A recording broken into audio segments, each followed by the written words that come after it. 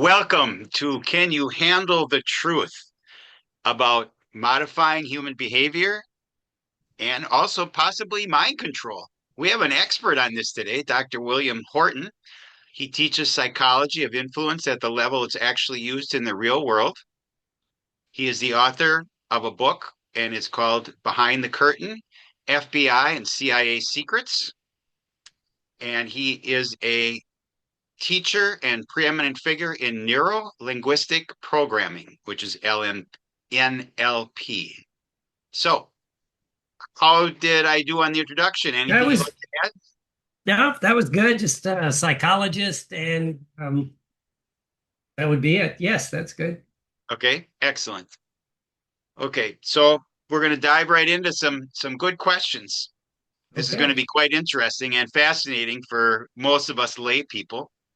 Um, what's the biggest FBI myth people believe about reading human behavior?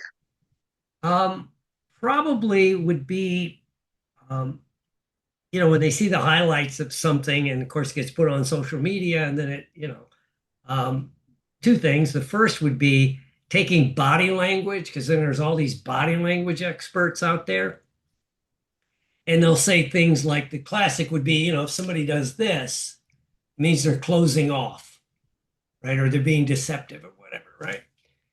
There may be some truth to that, but if you really understand it, all of the people really trained in this goes, you can't make a judgment on anyone's behavior or their personality until you get a baseline. How do they normally act? If you got me, I constantly stand around like this, right? It's just, Right. right? It's just the way it is. So if that's my baseline, then if I was asking an uncomfortable question, I'd probably shift, right? But people just lock into this or that, right? That, and of course, the whole problem with a lot of things, which is people mistake what they see on television and in the movies for reality. Really? Yeah, yeah, I it's was being like, facetious, yes. yeah, I know. It's like, it's like, well, like when it comes to like, let's say a negotiation, right? Hostage crisis. Now it's called crisis, but hostage negotiation. You watch the movies. There's a couple good movies. I like the actors, and the negotiator's in charge. In the real world, it's the SWAT team leader. Really? It's the command. He's usually the commander, and he doesn't care what the negotiator says. If he decides we're going in the real world, the negotiator go, yes, sir. It's the military.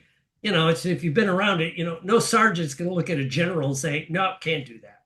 Yep. Right? It's like, so that or there was a pretty good TV show, but it drove me crazy. Lie to me, right?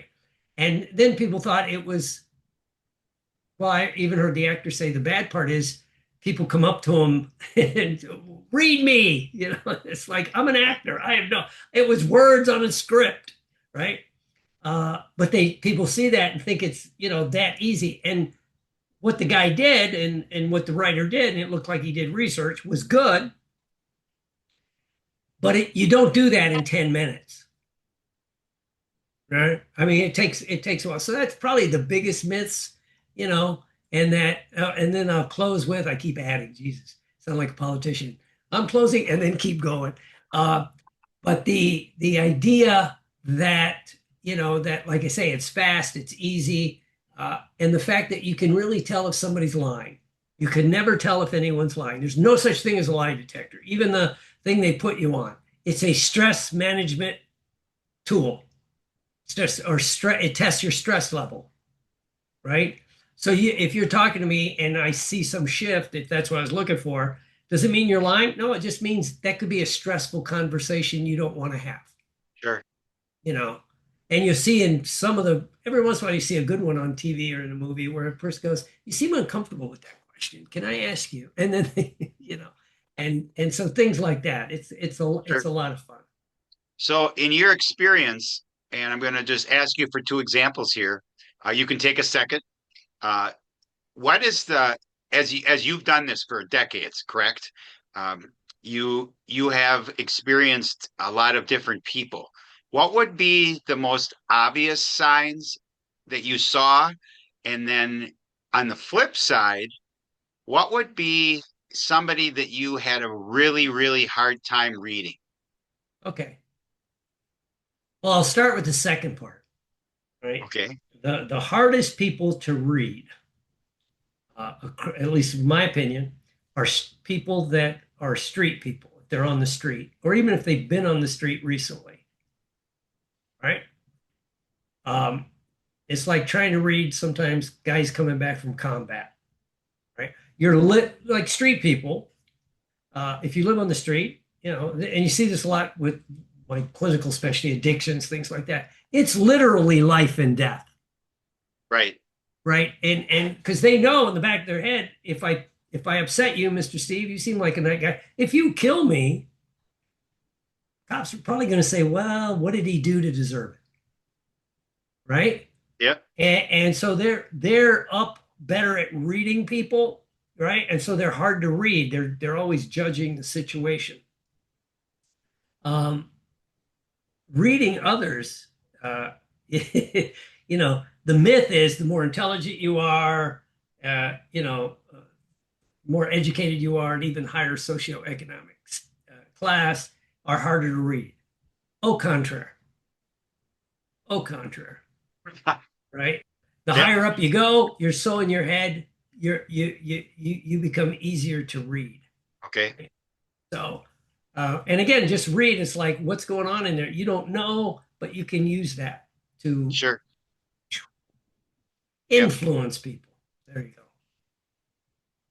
So have you had a particular instance where some obvious lies just jumped out at you? Oh yeah. I was at a conference, right? And I'm at my little booth, selling my stuff, classes, NLV stuff.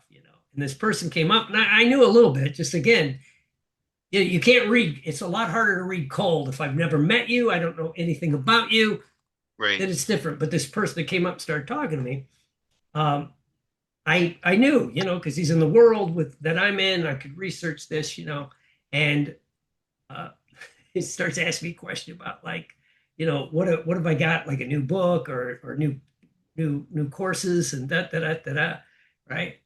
And I said, that I'm always working on new stuff. Can I ask you, what in particular are you looking to do with this, or what do you want? And he did one of these,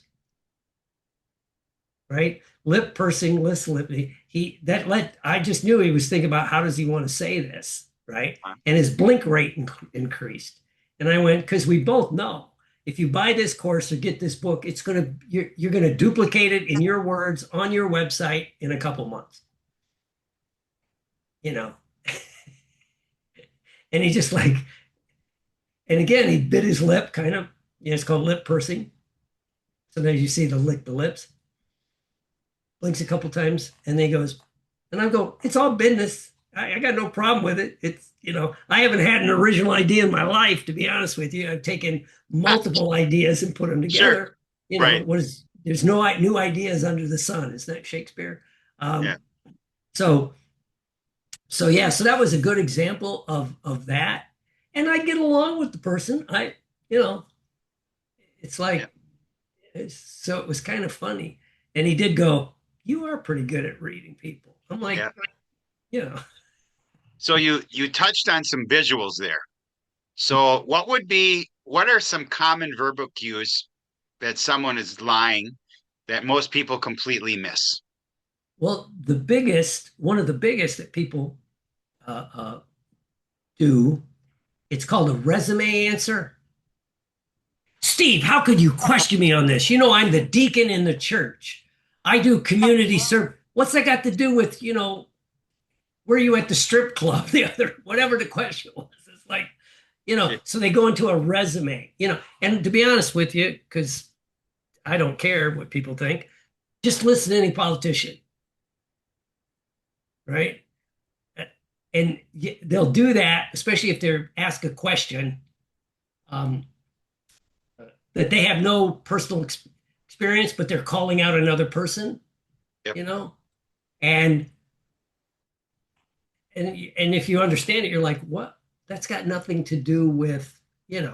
And I understand it's politics and they're only going to get their talking points and all that. But every once in a while you see it fall through, because going back, I'll tell the story because it's not amusing. It's really kind of sad. Is back at the height of the last couple wars we had, right? Hmm. They were using enhanced interrogations, right? And a person that stood up and said, "This is just wrong," right? Senator John McCain, right? And then there were a couple people, because obviously they didn't do research. Who is he to question this? Yes. And those of us been around, it's like, he was POW for 7 years. He still can't. I met a. He still can't lift till he passed. He still couldn't lift his arm past this much, Yep. right? And yet, then they go into why they know more, because the big thing is torture doesn't work for answers because people will say anything when you're in, especially physical distress. Yes. What do you want to hear, right? Um, so so though verbally there's the resume statement and there's also uh, asking the question back to you is a big one. Well, where were you last Thursday, Steve? Right, right. And it's like, okay, that you see that a lot on cop shows, but that one's correct. It's like they try to flip the question back, um, and then also taking too long of a pause between the request, asking a question and the response. And again, this is depending on, do they have to think about it, right? Yeah. Or is it structuring, how they're going to answer, but too long of a pause, especially when it, does that. And it's like you always see, yeah, and you see it in TV shows, and they got it right every once in a while, but you don't catch it unless you know what they're doing. They'll ask you and tell me where you were and give this story. Okay.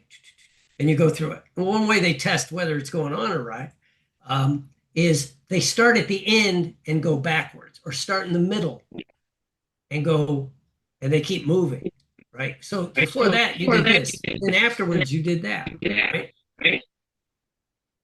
Because if it's really, I hate to say this, if it's true and you don't have to think about it, well, we did this, then we did this, then we bounced that. But if it was a story you created, then you're trying to track the story, So, and it's also why, and here's the big thing is, one thing I learned when I was at the academy, when I went there, I was blessed to go to the FBI Academy for that crisis course, hostage negotiation course. I'm sitting there and there's only there were two of us that weren't badged officers, as they're called, right? They were Yep. a lot of FBI agents, CIA, all these agencies, a lot of foreign people, but they were cops, they were police, so Yep. I was one of the few that wasn't anything. And we're sitting at lunch one day and everybody's talking, and somebody said, well, guy was like assistant special agent in charge, so it's kind of a big wig. They're asking him questions. He goes, what would be the one thing you would tell a normal person when it comes to talking to like an agent, an agency, or the police? And he went, never answer a question, never let them in your house, and show up with a lawyer. He goes, if Really? somebody came into my Wow. office, I'd say, well, give me your card. I'm going to get in touch with my lawyer and we'll set up an interview.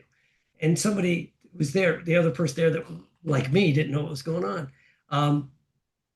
Well, why would you do that? And he goes, because if they really have a case, they're just going to turn you around, cuff you, and take you away. They're trying to Right. build it, right? And he goes, Yep. And the reason they hate lawyers sometimes, and it's true, you see cop shows when they lawyer up, they get all mad because lawyers Yep. take their time on how they're answering, right? And yeah, so I just always tell that little babble story. I like it. So have you worked with lawyers?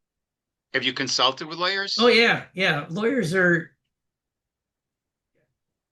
as a friend of mine said, a guy I knew.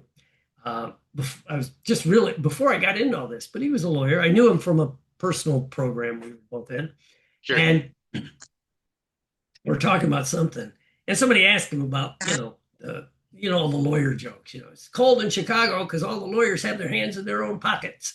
Uh, things like that. And he goes, well, you got to realize in law school, a good law school, right? When you're in, when you're first, second year, when you start doing things, they go, Steve, we're going to have you argue this case, Hmm. right? Here are the facts. And let's say it's an abortion case. And they get to know their people and they know that you're a hardcore pro-lifer or a hardcore choice. Doesn't matter. They're going to make you argue the opposite. And if you take it, right, that Yep. especially first, second year of law school, that's it. You're pretty much done, right? And so he goes, you do that several times, it what I would say from the psychological standpoint, it rips out a moral compass, right? And it's like why you always see Yes. a lawyer will be the prosecutor of a county and then become a defense attorney and then maybe go back to be a prosecutor. And Hmm. from the outside, people go, how could you do that? Well, you know, it's not, what is it? This guy would say, it's not about justice. It's about the law. Right. We think it's justice. No, it's the law, you know? And so lawyers are interesting, right? When it comes to that, right? Especially Yep. if you let them get into their professional mode. Hmm. So, So I this is just really off the top of my head. My granddaughter is just finished up a mock trial competition, and she wants to be an attorney. That she's going to go to college next year. So what would again, this is a little bit off of base, but what advice would you give her as far as pitfalls or the positives of being a lawyer when it comes to well, these kind of things? Like you said, it kind of rips out your view of the world. yeah. Well, the upside, there's really nothing wrong with that because it makes you look at things, you're not, oh, and aside, it's like, you ever heard like uh, some politician who's a lawyer and probably been a prosecutor or whatever, and he makes some statements, and the people in the panel that are lawyers go, was this guy ever practicing law? Right. It's like, you know, but so, but the best thing for someone is learn how to truly read people, take classes in, no, this is going to poo-poo one of my professions, not so much psychology, but things like neurolinguistic programming, you know, uh, Sure. um, hypnosis, things like that. How do people actually think, right? And that'll give you Yeah. an edge when you go into a situation, right? Got Because it. you're reading how do you read okay, here's a quick story. All right, I got to tell you this. My daughter, um, who I'm proud of to my core, she was going into the Navy, right, after high school, right? I'm a big pro military. I was in the Army. My dad was Navy. My stepmom was Army. I mean, the whole family's been in the military just about. Yeah. And she didn't know what she wanted to do. And I'm like, I'll pay for college, but I'm not paying unless you know what you want to do. Right. And she didn't. So I used every skill I had on influence to get her to join the Navy, right? Get her to join the Navy or join the military. I didn't care what, right? My ex-wife hated me, right? And Hmm. so I sent her like pamphlets, Army, Navy, Air Force, Marines. I didn't care. I'm sending her everything. She's like, stop this. And I'm like, well, and this was 1998. So there wasn't a Okay. war going on. And, which by the way, wouldn't have changed what I was thinking. But, you know, my daughter was like, well, and then I'm trying to use all my tricks, rapport, and it's kind of like what happens when it's like, nope, no response, right? And then one day, it was right after the holidays, right? Or it was during the holidays. She was at my house for Christmas, and we had a little get together. And the next day, I was getting ready to take my daughter back to her mother, and I went, and like again, she's 17. Um, she goes, Dad, what was interesting last night? I go, what's that? She goes, you and Chris, that's her stepmother, you guys have stories. At this point, I'd been doing all this stuff and been in the army. My wife, Christina, her stepmom, was a showgirl on Ringling and was on a couple of circuses. And so Wow. we had that. And a couple other people would tell things. She goes, nothing against everybody else, but they don't have any stories. And at that moment, cha-ching, I had my lever. Yeah. And I go, is stories important to you? And she goes, yeah. I go, you're a senior, you play soccer. All the girls that you played with last year that graduated, what are they doing now? And she, well, so and so is going to community college. Just what life is, going to college. A few went away to college, some just started work, all that. I go, oh, that's cool. Do they have any stories? Other than Joe, runny nose that she's dating or the boss Right. and the all that. She goes, not really. And I go, I can guarantee you this. You asked me once, right? She said, and I go, I can guarantee you this. If you join the military, regardless of the branch, I guarantee you'll have stories. Yep. Some good, some horrible, but Hmm. you'll have stories that other people don't know about, Yep. right? Because especially, I go, it's getting even more.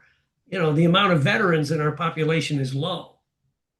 So, you know, it's a story. So, you could join whatever you want, but you'll know what it's like to watch aircraft take off from an aircraft carrier in the middle of the night, Yep. or rappel out of a helicopter, whatever you decide to do. And then she ended Sure. up going into the Navy.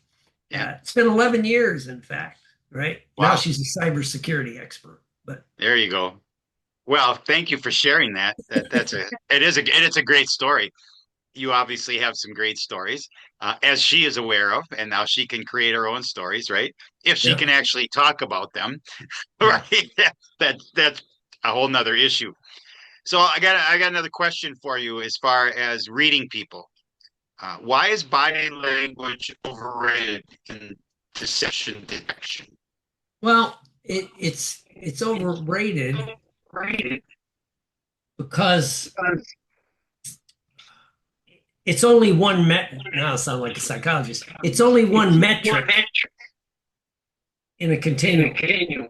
It's Okay. not the end all and be all, right? Yep. Um, so yeah, so like there's a common thing about blink rate, right? That one of the things they monitor if you're tracking it is your blink rate, right? It doesn't matter what your blink rate is. It's how do we start with carrying a conversation? People blink, you know, uh, sometimes real low, like 10 times in a minute. Usually it's up to around like 25 or 30. You're hovering in about 30, right? But if all of a sudden your blink rate changes, you start blinking quickly, you know, uh, it means there's stress, right? And again, you have to take in again, body language. You have to take in the environmental things. Is the room really dry? So your eyes are dry. Are you wearing contacts? Hmm. You got glasses on now. I'm wearing my readers, right? Right. But like, if you have contacts in, you blink more, right? Yep. Things like that. Um, or, you know, it slows down. So you quit blinking and you're looking. It means you're just forming things. So there's, or like I said earlier about the cross of the arms or Hmm. certain movements. It's just one metric, you know, that needs to be confirmed with other things, the language, the things that are going on. Right.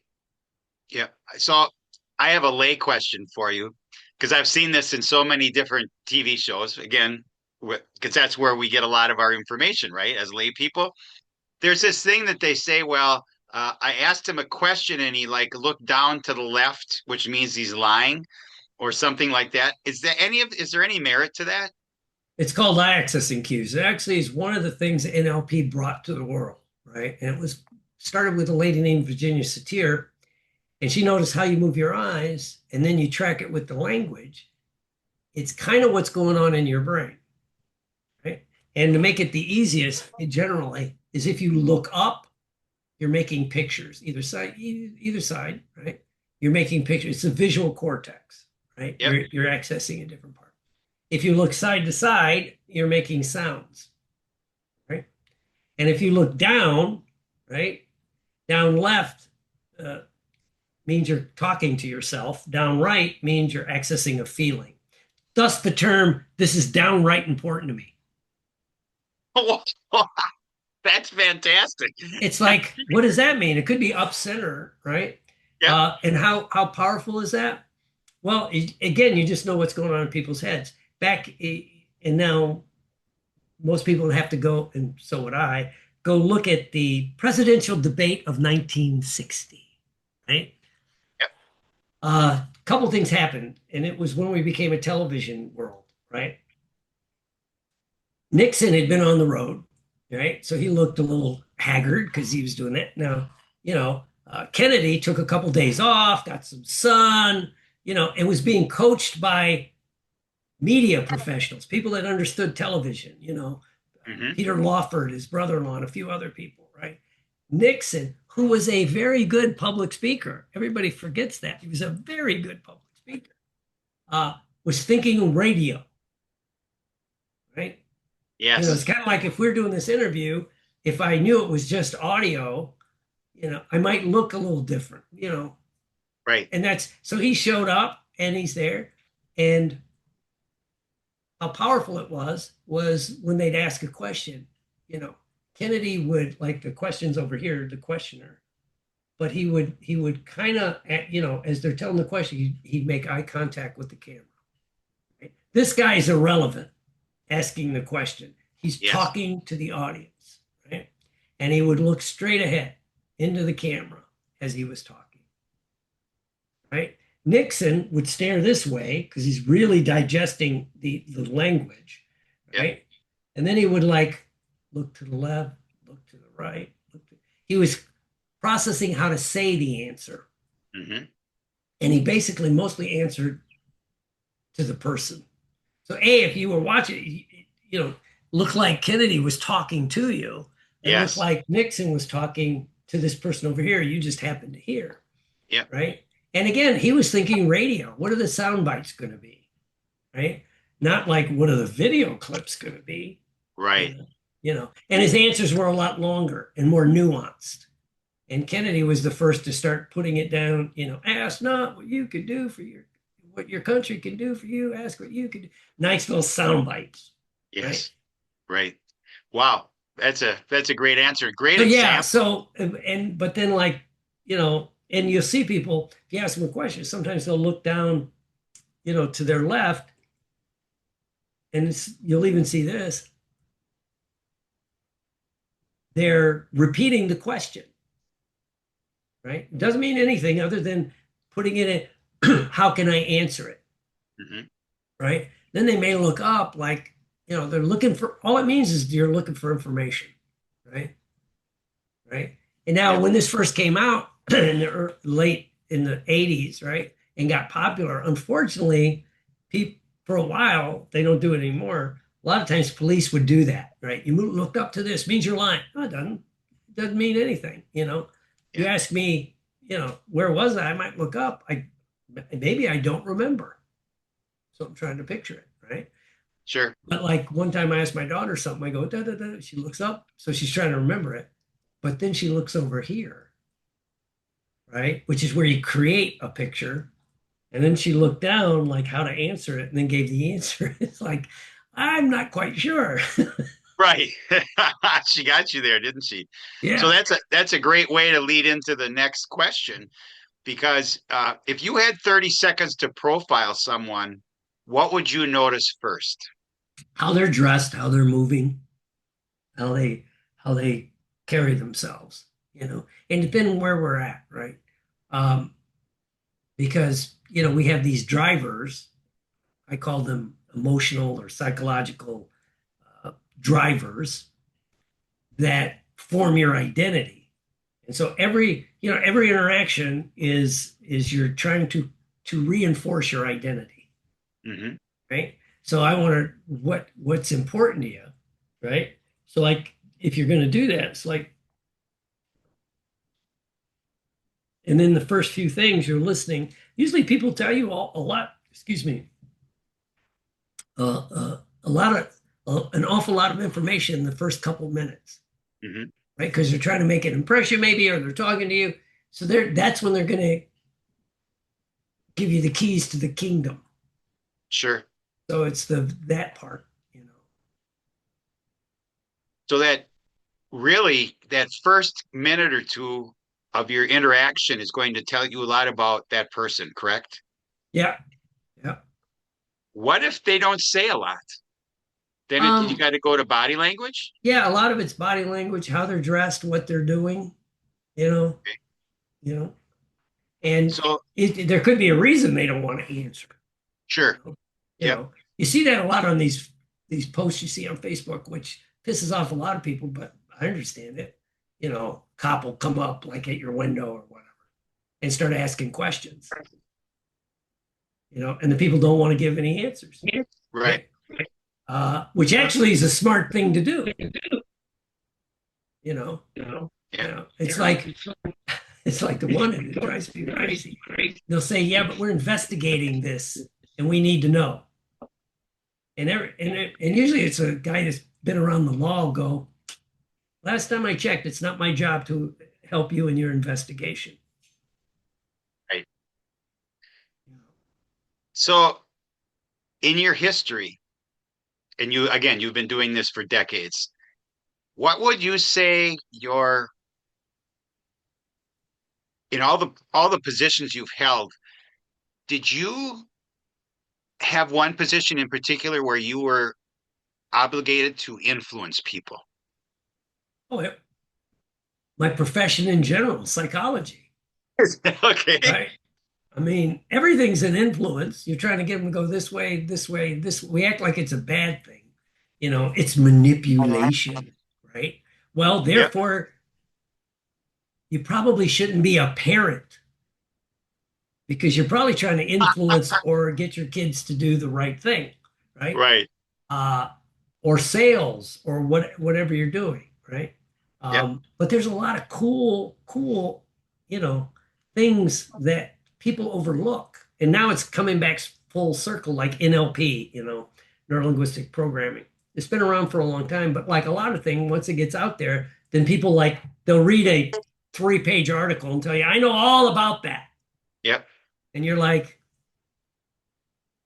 you know, it's like saying, I understand the concept of what the Homer's about, so I don't need to read the book. Right. So Yeah. what's the difference when you've been challenged by this? What's the difference between ethical influence and dark manipulation? Nothing. It's based on the person looking at the interaction, right? The Could you most Yes, detail? and here's Yep. one that would piss people off. Somebody comes up to me, right? And they start talking and trying to influence me to go to their church. I don't want to go. I have no desire. Yep. Well, we need to save your soul. I'll be dead. I won't care. Right now, it's like, but they keep going. Hmm. Right. That would be to me unethical manipulation. Right. But all interaction, you're trying to get people to do something that we think is in their best good, but in at the bottom line, it's for your best interest. That you know, Right. yeah, it's like, and that's a tough pill for people to swallow. Right. So I don't know. I don't watch mainstream TV. Okay. Okay. Um, and if you do, what would you say would be blatant manipulative, let's say commercials or shows? Well, shows, let me think about that. All commercials are trying to get you to do something, Right. Yeah. you know. Uh, and like even the news, when you're watching it, it's like the blatant is when some kind of person's ask a question and they won't answer the question. They do like a resume statement, or they'll go off, and you see politicians do it. They go into a talking point, has nothing to do with that. Back in, I forget what election it was, 2004. Um, Somebody's asking Dick Cheney, about something. It had to do with education, I think. And so that's just the format. I don't care whether what you believe, but that Right. was the question. He goes, Yes. that's a good question, Steve. America's under attack right now. There are people trying, and it was right to fear, right? And it's like, oh, that was pretty. But a lot of people didn't pick up on it. It's like that's kind of interesting, you know. It's an interesting thing you just brought up, and we have a phrase in our house, and I think it's kind of common sometimes. It's called fear porn. And what's the driver behind some of this? There's a couple things. One, contrary, people like to think I'm an intelligent, articulate, well-read person and I make logical decisions, right? Yep. I call BS. That is not true, right? There's a small subsection, right? And usually they fall on the autistic spectrum, Hmm. but everyone else, it depends on things going on, right? But there's a psychological thing that the fear of loss will motivate you more than the possibility of gain, Okay. right?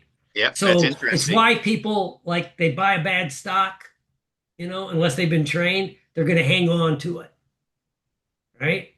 Because but I've lost $10 a share. I got to hang on to it so I'll get my money back, Yep. right? You know, Currently going on here in the States, as you know, is like, property values are kind of level or dropping, right? Yes. Hmm. And the people that are upset the most are the ones that bought down here. Then they were up here and now it's back here, which is still like, I don't know, your house is worth 100 grand more than when you bought it, but I Right. lost 50. You didn't lose it unless you went to sell the house. You didn't lose. So that Right. and so that's like fear of what you're going to lose will drive people more than again the possibility of gain. Yep. Yeah. It's the fear porn is so rampant in our society. I mean, I live in northern Wisconsin. There was a big storm just recently came through, and it was 27 below zero here 2 nights in a row, right? And don't leave your house. You're all going to die. Okay. Yeah. Well, I've been doing this for 7 decades, right? And I'm still here. Okay. So I probably figured out that when it's 20 below zero, I should probably take care of myself. But it's nonstop.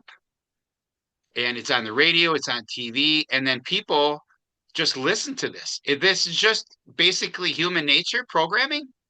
Oh yeah, it's like as we're recording this today, it's the day after the Super Bowl, Yep. right?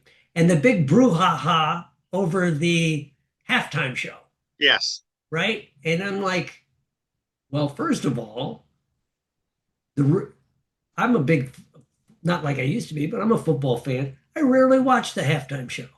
Yep. I'm usually eating something or talking. If I'm at a party, we're doing something else. It's not that big a deal, right? Sure. And then also, I would think if you don't want to watch it, hit mute and leave the Right. room. But people are Exactly. making it like you're losing something, and they built it into you're losing America. We're going to have a different version over here, right? Yep. And when they got called out, it's like, so you got these brown people over here doing this. No, no, no. We want to watch these middle-aged over the hill guys over here, right? And it's Right. like the fear of losing our culture, Yep. right? And that's even though America has no culture, it's a hodgepodge of everything, right? Correct. But Yep. it's like so it's the fear, and you see that driven, and it really got into our heads with when COVID happened. Oh, that was like, you know, I was calling it fear porn, you know, terror porn. Yeah, Yep. it's like, and people go, Well, when they you know, put the number of deaths at the bottom of the TV screen every night, I mean, that was your first indication that, and they didn't give you a metric. Okay, right. 10,000 people died today in the United States. And it was a COVID thing, right? Yep. Supposedly a COVID. But you go, well, what's the normal metric of how many people die every day in America? It's Yes. probably pretty close to 10,000 people. We're a Exactly. big country, right? But Yep. they would, it's like that, and then they also flipped it into the fear of, well, you need to trust the experts, Yes. you know, and then expert me, expert X is a has been, spurt is a drip under pressure. Most experts are drips under pressure, right? Wow. That was very well put. Yeah, Thank you and for it's that. like, yeah, and if you question it, you're questioning the science. Do you understand how science works? Right. Galileo didn't go, well, this is the truth, right? It's you question it, you Yes. know, and Yep. it was like just one after another. So Yep. it was just fascinating to me. It's, Yeah, but it's uh, still going on, and oh my god, oh, yeah, every day. And that's why, part of the reason we don't watch that much mainstream TV is that it's literally programming. That's why it's called TV programming, right? I mean, they're just programming us to believe the things that they want us to believe. So, great question then is, what are psychological skills that you learned when you were working with the FBI that the public never gets taught but should?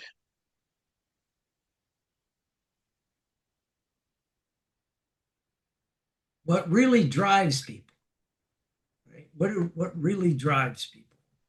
Psychological drivers, emotional drivers.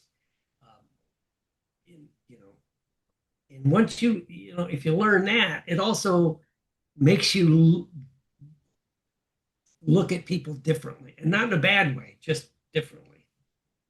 Mhm. So, yeah, and it's not that complicated. We start thinking, you know, genius is taking complex ideas and making them simple. Our society is built, especially educational system, making simple ideas complex, right?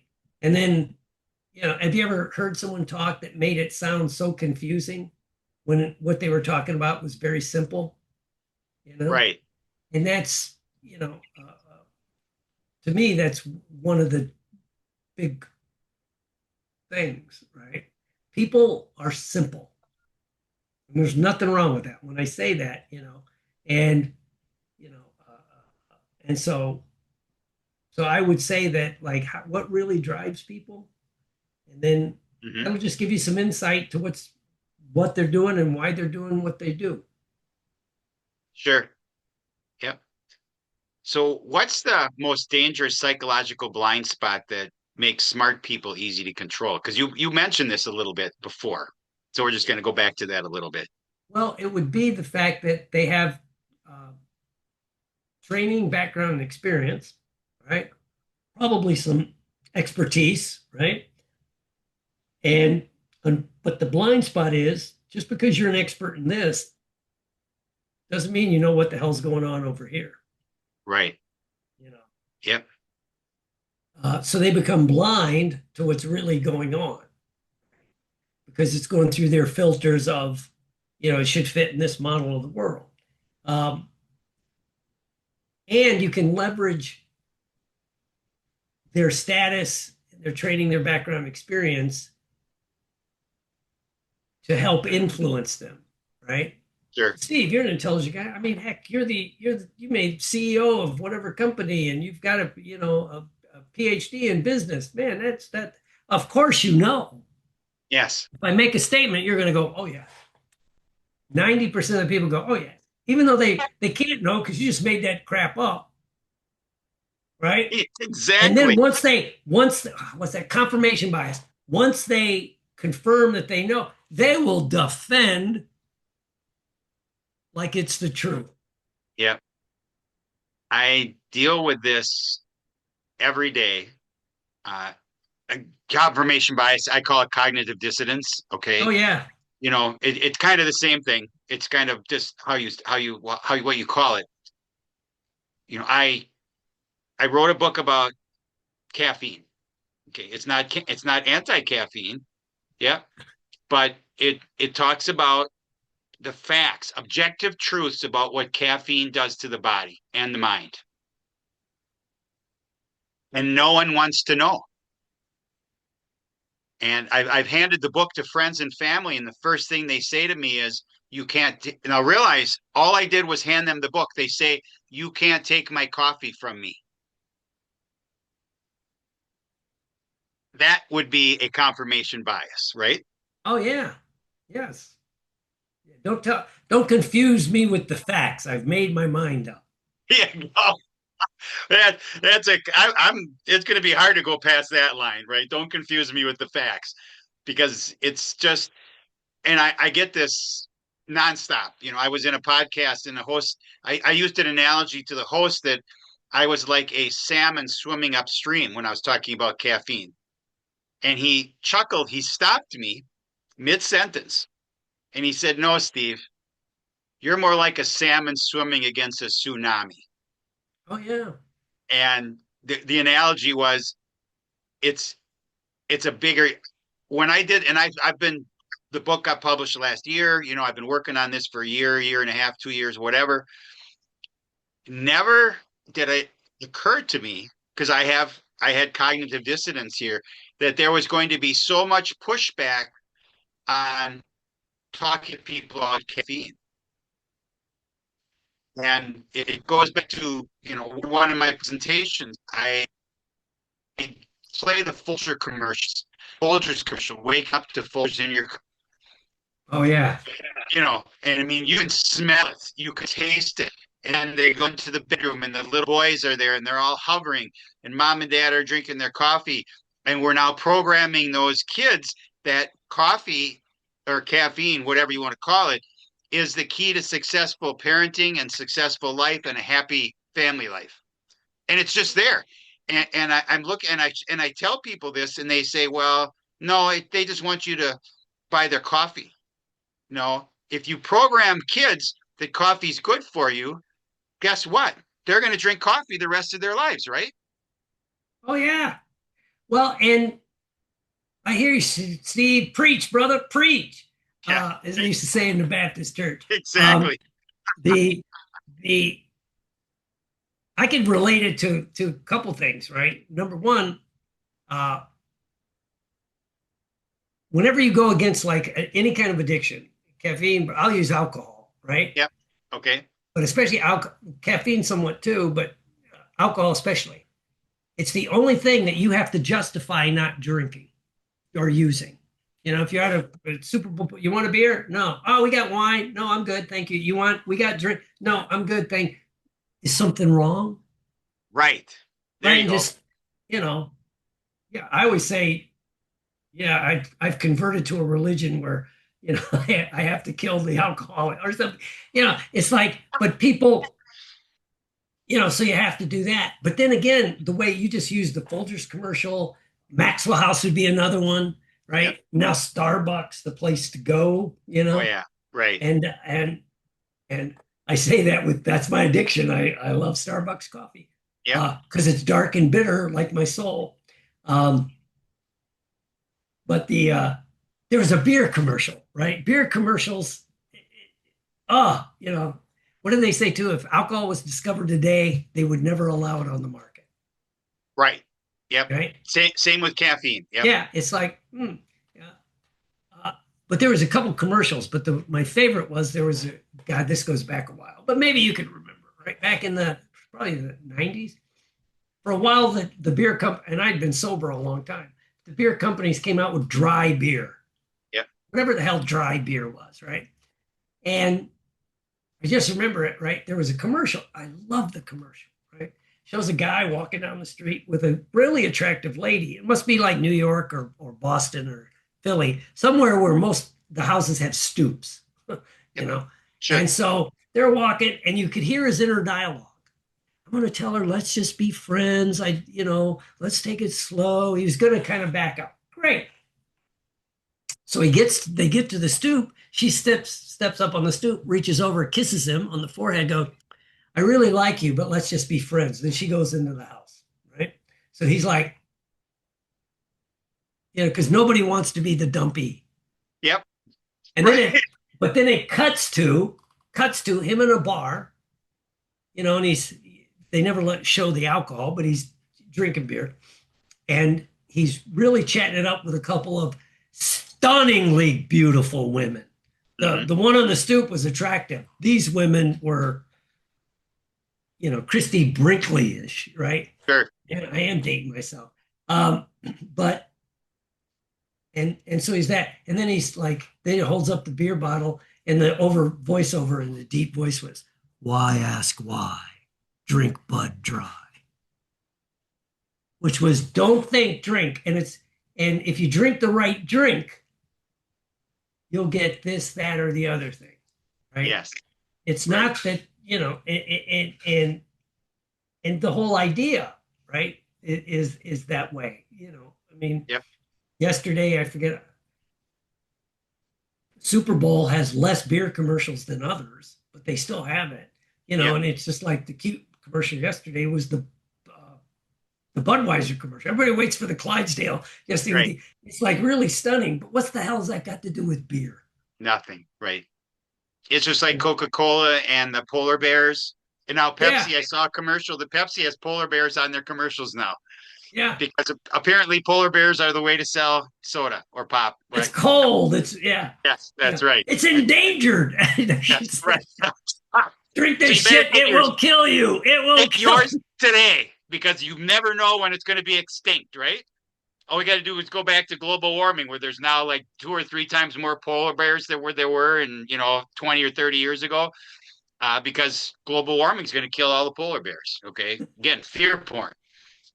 So let's talk. We're going to wrap up soon, but I would like to hear about what you do. I've been to your website. We're going to have link that in the show notes and give you a chance for people to talk about it. But in your classes, how do you present your class? Is it a learning experience? Most people train. Uh, it's a data dump. They teach the information. I switched mine a few years ago. It's a transformational experience, Okay. right? Again, I was talking to somebody the other day. People say knowledge is power. I agree with Tony Robbins. He's the first I heard say, it's probably an old saying, which is no, applied knowledge is power. Okay. Knowledge is like a library. If you don't go in there and open the book, nobody knows, right? But so most trainers and speakers do that. They just teach the information, right? But when you look at the really highly effective, and they may not be the highest paid, but they seem the most effective. You know, they create transformations in their clients or in the people they're talking Yep. to, right? Whether you like Tony Robbins or not, and he comes from my world, NLP. He took NLP like just a year before I did. Um, but I got stuck in trying to teach the information. He figured out early on, no, it's the transformation, right? The Tony events they're shows. They're like movies. He comes, you Yes. grew up in Hollywood, so he had that mindset, right? Which is it's an experience, right? That's why Tony Robbins will get 4 to 8,000 people in a room, right? And most people trying to teach stuff get, 5 to 50 if they're lucky, right? Right. Because they, Exactly. you know, and so there's that, and so that's what I try to do. Give them information they can use in the real world, you know, Yep. like use a psychological thing as people talk about Maslow's hierarchy of needs. You go Hmm. from substance all the way up to like enlightenment. And that's what everybody's striving to get there. And I'm like, I don't know. I come from Gary, Indiana. There's a whole bunch of guys, as long as they had cold beer in the fridge, a pizza in the oven, and the game didn't matter what game, football, baseball, basketball, this is your part of the world. As long as they weren't going to go to enlightenment, right? So that's Right. good information. I understand it. How do you use it in the real world, right? Yep. And so if you do that, then people are much more likely to take the information and use it. You know?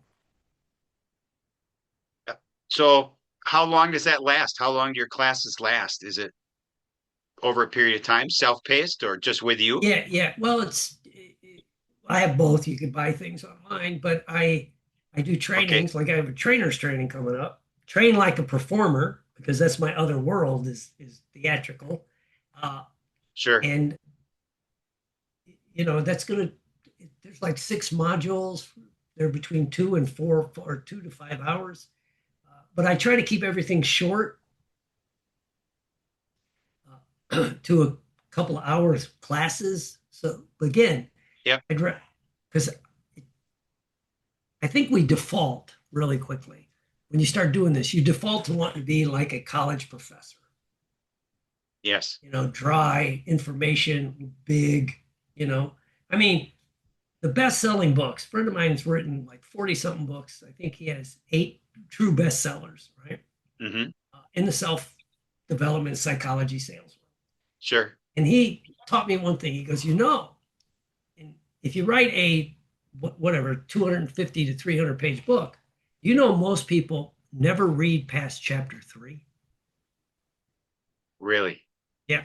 And I'm like, and he goes, now where might be different. You might be the person, you get a book, you bookmark it, you do this. But if you get honest, how many times you pick up a book, you read it, and you're like, this is really good. I'll get back to it. Yep. And so he goes, you got to front load everything. So I'm sitting there going, and that's why um, people are drawn to things like Who Moved My Cheese, The 1 Minute Manager, Yep. the original, excuse me, Chicken Soup for the Soul. It was Hmm. very short. It was like you could pick it up, read a page. That's kind of cool. Like, and you might go do it. Then the next day, read another page. So, Yep. and that's also the way it looks like publishing is going because social media is already going there. People want shorts or Instagrams or TikToks. Yep. Right? They don't want the, you know, No, I understand. So where can people reach you? through my probation officer. No. Uh, Well, we're going to need his number. Okay. well, if you go to the easiest is Horton Psychology, HortonPsychology. I have to do it on my fingers. Yep. There you go. Whatever .com. works. And I've got stuff going on there. You can get the book there and There you go. Good other job. books. The 2 books I recommend for people who want to learn how to do this is this, and I don't have the other one sitting here. It's called Mind Control: How to Get Others to Do What You Want and Have Them Think It Was Their Idea. There you go. You know, Excellent. Yes. Have you ever, and this is a big tangent again, have you ever read Rape of the Mind? hmm, no, I'll have to look that up. Okay. Yeah. It is about the the programming of the Nazis to their Oh, population. And it's kind of brutal. In fact, it's painstaking. You can't read more than 1 or 2 pages sometimes at a time because it's too painful. And I haven't finished it yet. I mean, it's a work in progress, but it's what you just triggered my memory in that I want to finish it, but I have to make myself read it because it's so painful. Because I mean, they got but whole families, whole battalions of German citizens. They programmed them, and they were supposedly Christian based people. Okay, they got them to go and literally wipe out Jewish communities in Poland and the Soviet Union when they were advancing. oh yeah. And these guys did it willingly. Well, it's going to be a political statement. I never thought I would see some of the crap going on Right. that I see here, and it's all Yes. under Christianity, Yes. right? Um, I think the buzzword they use is Christian nationalism. Right. Because whenever this comes up, and you know, I'm in a recovery program, and one thing I like about the recovery program is politics and any of that shit's not allowed to be discussed. I don't want Yep. to know what you think Yes. because it's going to do things. But the the the easiest way to get people to take horrible actions is through a deep belief that links you to a higher power. Yeah. I'm doing this in the name of God. Yeah. I always say, like, I was at a motivational thing and they're talking about the best motivators. They're using whatever Carnegie, and they go down this, and some guy goes, "Nope." Well, who do you think it is? He goes, "Osama bin Laden." I, and the guy goes, "What?" He goes, "We try to get people to buy cars, or it was mostly cars and insurance products. We have a tough time. He gets people to strap on vests or jump on an airplane and commit suicide. That is powerful." Right. But they were doing it for a greater good. And those Yep. Germans believed they were doing it for a greater good. Yep. You know, Right. It's thank you for your feedback. So you but can edit it's that out. I don't care. right. No. No, this is I mean they'll be editing, but not much. It's all here. And they need to know who you are, who I am. Yeah. The bottom line is that if you liked what you saw today, please subscribe and hit like, and please go to Dr. Horton's site. And this is fascinating stuff. I want to thank you so much. Rarely do lay people, and I consider myself a lay person in this circumstance. We don't get to see this side of what you would call authority or government, and I've been exposed to a little bit because I have a background in self sabotage and mind control, and so I've watched hundreds probably of videos of mind control. And what fascinates me is that you can kind of get anybody to do anything if you're really good at it. Yeah. There's not much. Just look at history. Right. You Exactly. know, it's Yeah. like, here's a quick one to close with. Okay. If you, one way to test a person's ego strength is if they make a statement. Like if you told me a statement, if I know you have a little self sabotage, you make me a statement. I'll go, are you sure? And if they have self doubt, they'll pull back and want to. If they're strong, and especially in that strong ego, they'll go, no, it's it. No, that's it. Right. But Right. if you run toward doubt, you'll go, are you sure? Question them. Yeah. And then they question themselves. Right. Yeah. Okay. Well, excellent. It has been a pleasure. Thank you. And maybe we'll see ourselves again sometime. There we go. Look at that. You got the heart. You practiced that, didn't you? Yeah. Yeah. Okay. Again, it's a pleasure. Thank you Thank so you. much.